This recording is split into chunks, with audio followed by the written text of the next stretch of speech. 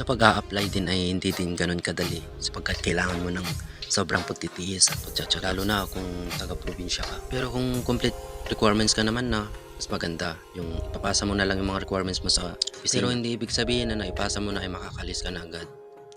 Marami ka pang araw o minsan umaabot pa nga ng ilang buwan para ma-line up ka. Yung iba nga umaabot na ng taon sa paghihintay. Pero talagang mahirap, matagal sa pagla-line up. Kaya more patience sa paghihintay talaga sa pag-a-apply dito sa fisherman. Marami din klase yung pagiging isang fisherman. Diyan yung pusitan, long way at long line. Pero mas prefer at mas maganda talagang sakyan yung long line. Usapang trabaho naman sa barko. Hindi din ganun kadali ang trabaho sa barko guys. Lalo na kung baguhan ka. As in, andun yung pakiramdam mo na gusto mo nang sumuko. Pero wag, kasi sobrang talagang mahirap yung trabaho dun. Pero pag nasanay mo na at kaham mo na lahat ng mga trabaho dun, ay, ang napakasimple na lang. Bakit ko nasabing mahirap? Kasi puyatan. As in 24/7 din naman, as in 24/7.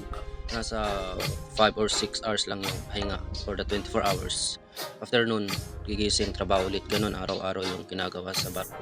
Kaya kailangan mong sanayin yung sarili mong maging mapuyat. Kailangan mong sanayin yung sarili mong mag-tiis. Ang trabaho din doon ay hindi tulad dito sa Pinas. Kapag may sakit ka, pwede ka nang mag-absent. Hindi pwede yun. Kapag may sakit ka, kailangan mong bumangon. Kailangan mong bumangon para magtrabaho. Pero kung hindi mo na kaya, pwede mo na yun sabihin sa kapitan o kaya sa boso. Ang oras din doon ay hindi kaya dito sa Pinas na kapag alas 12 pwede ka na magpahinga. Hindi ganun yun. Tuloy-tuloy yun hanggang kahit after yung kumain, bababa ulit kayo. Trabaho ulit.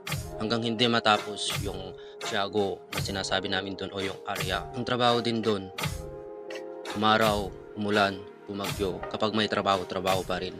Sa barko din ay wala ding signal, kaya walang communication. Sa ngayon, nag-upgrade na yung mga barko kasi pinalagyan na yung iba ng mga wifi tulad yung sinakyan ko last year. Kaso nakadepende rin sa kapitan kung gusto niya kayong pakunikin sa kanyang wifi.